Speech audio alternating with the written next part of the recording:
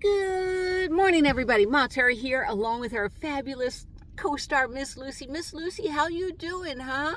We had a wonderful night's sleep. Where are we at? We are stealth camping in Daytona Beach, Florida, and I'll tell you what's all been going on. Number one, stealth camping is really hard in Florida. Years ago, I read in Escapees magazine, and it was by Joe and Kay Peterson, that around here in this neck of the woods, the Campground Owners Association went around to all the Walmarts and everything and police stations, and they sort of made it illegal to stealth camp in the Walmart parking lots. So if you don't want the knock on the door, there are alternatives. Where are we at this morning? We are at Buc-ee's, and I don't think this should be a long-term solution. Oh, and in case you misunderstood, yes, they have a Buc-ee's in Daytona Beach right down the street from the Hobby Lobby. So it's a great place. All right, we are starting out early this morning to go to the Daytona Beach Flea Market, and there are over 1,000 vendors there. So I know it's huge. It really is huge. Today is Friday. The reason why we're doing it on Friday is because Saturday and Sunday they're having garage sale weekend. So I want to go through all the regular vendors, and then we'll check out the garage sale vendors. Wait a minute, I had something up here and then I just lost it. No, I did it. All right. So last place we stealth camped at is St. Augustine, Florida, and we loved it. We were over at the Cracker Barrel, same thing. I found a couple of apartment complexes, and that's what makes Daytona Beach and St. Augustine so hard to stealth camp, because they're all in enclaves. So it is, basically an apartment complex with the parking inside, not street parking. So that makes it extremely challenging, but we've been down here for over a week and we're having a great time. St. Augustine was very, very nice, especially on Veterans Day. What did I do on Veterans Day? First thing, I woke up at the Cracker Barrel and had a free breakfast, which was nice. And then we went down to the Old Town. The Old Town is fabulous. And people are like, are you going to put together a video on it? No, it's just fabulous. It's too much work, and I'm Terry in a hurry. And yeah, but what all did we get free on Veterans Day? Old Town Trolley Tours does a special. It's free to veterans, and you get to ride around Old Town on their trolley, and it takes like an hour and 40 minutes, and it was wonderful. But in addition to that, coffee up, everybody. In addition to the free tour, it also included 3 museums, and I want to say the museums are so much better than the old museums. We did the Old Town Jail, and what is it? A mercantile store, the olden stuff, But what makes it different is, years ago, if you would go into the mercantile store, Living History Museum, I think it would be, and this is a stick. This stick is from the 1800s, and it was made by quinoa or whatever. And this is, oh, greetings, my love. Are you here to shop? Let me show you about this exclusive thing. If you're churning butter and then the baby cries, the butter goes back to milk. So what we have is a butter churner baby charmer, right? And she puts the baby on the butter churner so you can shake the butter and the baby at the same time. Not a real baby, but it's those type of interactive things. So we did the Potter's Wax Museum for free, and the Living History Museum, and the jail, and it was just absolutely wonderful. Yeah, and then we went, I think, to Chili's, Outback for dinner, and then over by the Cracker Barrel as we go in for camping. Texas Roadhouse offers a free gift certificate for dining at any time, so we picked up a gift certificate. So score, we did 5 things on Veterans Day. It was great. Now I got to walk it off. So, yeah, so we're having a great time. Also, free for veterans. I did not know this. All right, in California, at the state parks, if I'm a California veteran, I get to go in for free. And it really is hard, because they say you have to be a distinguished veteran indoor in a wartime. When are we never at war? But I got the state park pass free. In Florida, I was going in to the state park, and it was Anastasia State Park, and I'm going to talk to you about that in a minute. Anastasia State Park is absolutely gorgeous, but as you go into the camper station, I'm like, it's $8 per carload or $4, individual. And it's like, if it was Torrey Pines in California, that state park, it would be $30 just to park there. But I go in and I go, I'm a disabled veteran. And they're like, well, do you have any proof of being a disabled veteran? So I whip out my stuff and she's like, oh, you get to come into all the state parks in Florida for free. And I'm like, but I'm California. Doesn't matter. And it's like, okay. So I got a free state parking pass to all the parks here. And we stopped at a few of them already.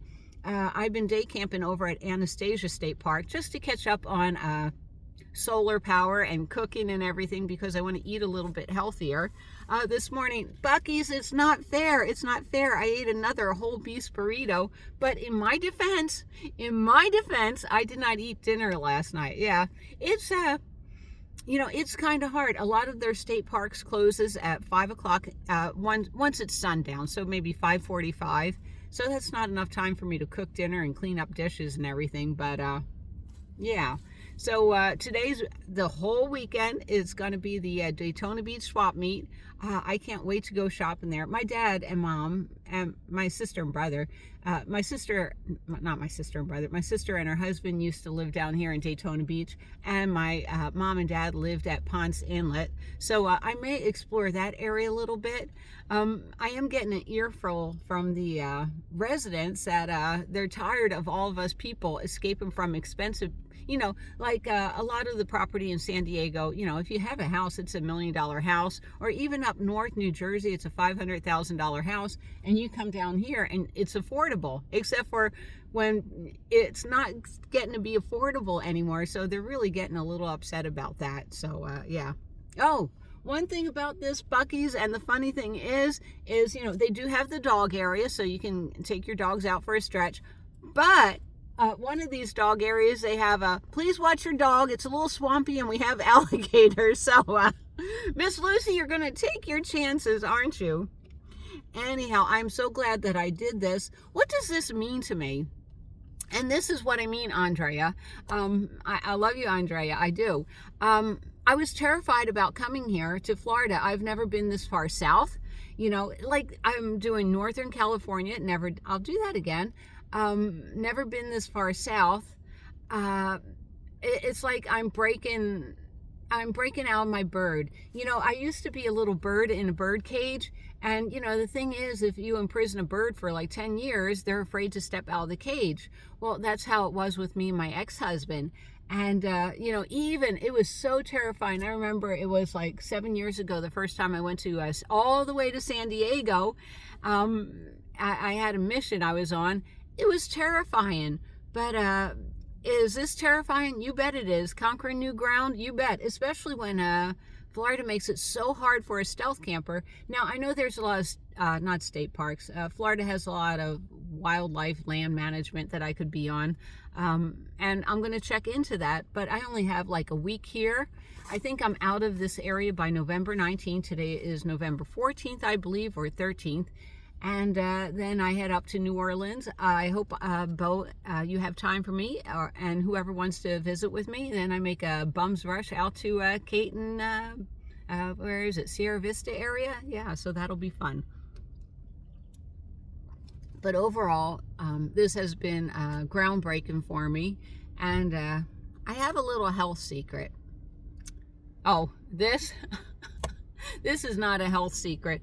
Miss Lucy got me with her dew claw, and I wound up at the VA clinic. So thanks, Lucy.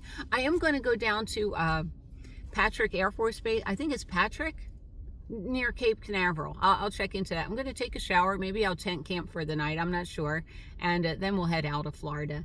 But all right, just a little secret. Like I said, I keep growing, and people are like, what does that mean, Terry? And this is hard for me to tell you, but I'm going to tell you. Every night before I go to sleep, a lot of my faithful viewers will know, I don't want to call you followers, I want to call you friends. I have one martini at night, and it helps me go to sleep. And it's been that way because, you know, of what I've been through in the military. It was just, you know, if I sit up, I'm fine. But the minute I start laying back down, I have a panic attack because I was assaulted in a bed. And had a martini every night to calm my nerves. And I met this woman, and her name was Pat, and she was camping in a Ram ProMaster. And we were at Ocean Hammock Park, a really nice day park in St. Augustine. And she confesses to me that she camps at the Cracker Barrel because, you know, at nighttime she likes smoking a little pot and maybe have a drink or two before she goes to sleep. And she doesn't want to get busted for a DUI. And I'm like, well, that makes sense. I'd hate to get busted for a DUI too, you know. And I knew the Walmarts out here were sketchy. And so I didn't follow her to the Cracker Barrel, but I listened to her.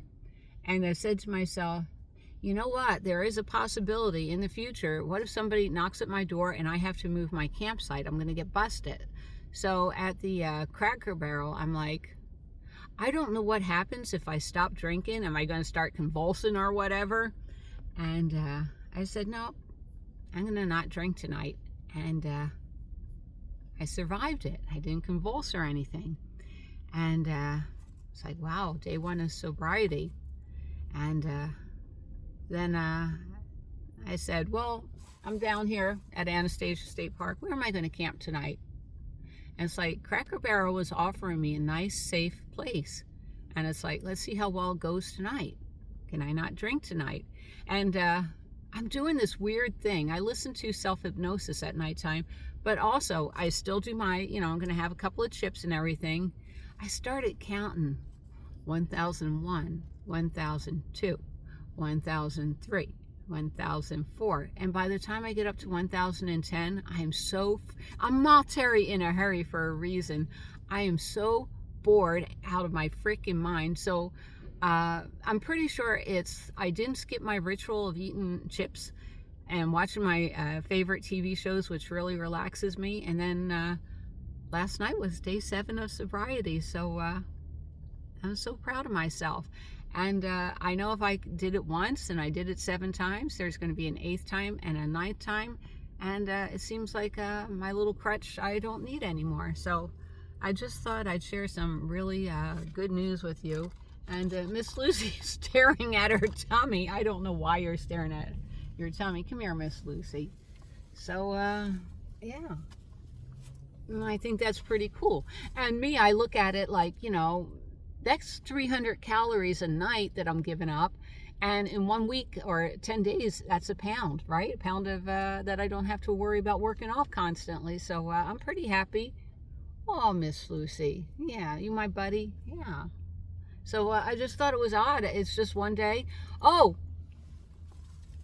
and the day after I quit is when I met John and his little friend. Dog hair everywhere. I keep Jesus up here. I was keeping Jesus with me in the scissor pouch, but he kept going deeper and deeper in there. So I'm just going to glue him into my dashboard so I have Jesus with me.